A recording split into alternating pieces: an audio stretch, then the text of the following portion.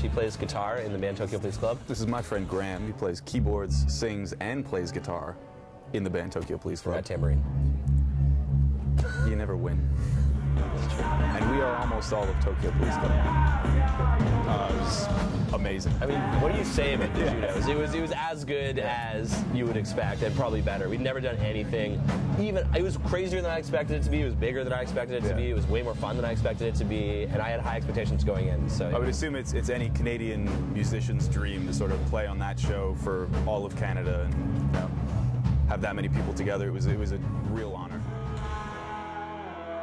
I think it was because we sort of we had learned from when we recorded Elephant Shell, the previous album, and we sort of we were still getting all these offers from Molesting and Crime, our first EP, and they were really great offers. We didn't want to turn them down, but it sort of led to a really fractured writing process for Elephant Shell.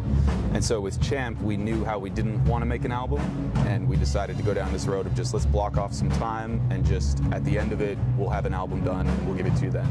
And I think it really led us to be able to sort of grow with each song and see them all the way through from the beginning to the end, and sort of have a really confident sounding song at the end of it.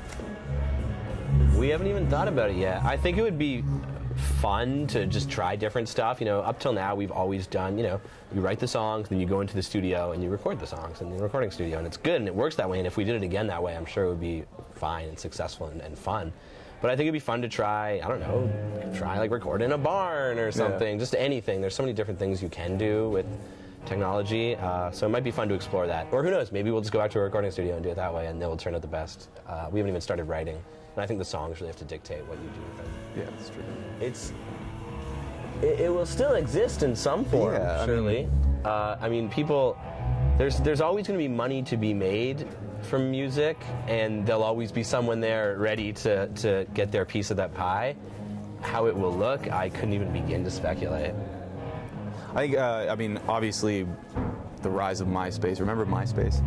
Yeah. Things like that have sort of proven that you can get your music out to a lot of people. Us in Point, I mean, we were one of the first, or not one of the first bands, but we definitely used MySpace and had a lot of sort of success from that, or we could see people coming out to the shows.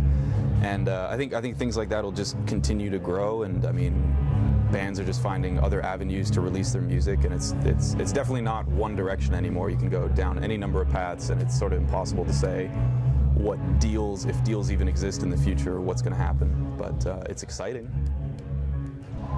I mean, as far as when we were starting, it was sort of right in that time period where the Strokes and the White Stripes and that whole rock revival thing was happening, and then a little just after that, it was like the Arcade Fire and Broken Social Scene, and that sort of Canadian exuberant collective vibe was sort of starting. And I think at the time we were really trying to sort of marry those two styles, because obviously there was only 4 of us, and we wanted to play rock and roll and be garagey, and we loved the Strokes, but we also loved the Arcade Fire, and we wanted to have that kind of sense of whatever, and I think that's where a lot of the group vocals or whatever came from.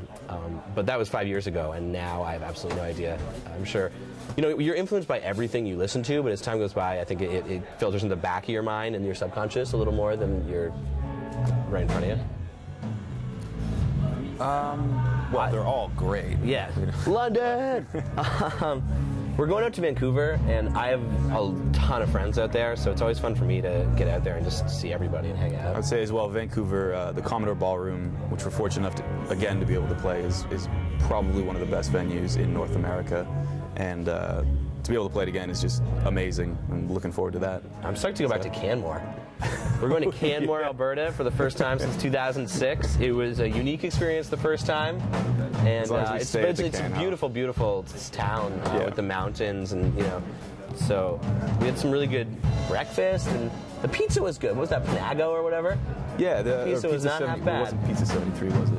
No, Panago. But we'll eat some of that too. Yeah. Anyway, Canmore from Vancouver. Canmore. In London. What happened that made it such a unique experience? There's this venue called the Canmore Hotel, which is you play there and you stay upstairs, but it's one of those rough and tumble. They have the hotel keys behind the bar kind of thing, and when you meet a girl, you just go upstairs. And so I just remember being locked in our collective bedroom with the sound guy for the show. We were there the night before because they let us stay for free. Knocking drunkenly on the door, asking us to come join jam night, and and this is in 2006 where we don't know. We're 19. We've never done this before. We're terrified. Just be quiet. Maybe you won't know we're here. No idea. Realistically, if I had gone to university, I don't know. What would I have done? I would have an English degree and be working at a bar? Like, yeah, I don't know what I would have done. I'd be wishing I was in a band, or I'd be in a struggling band that just didn't make money. I don't know.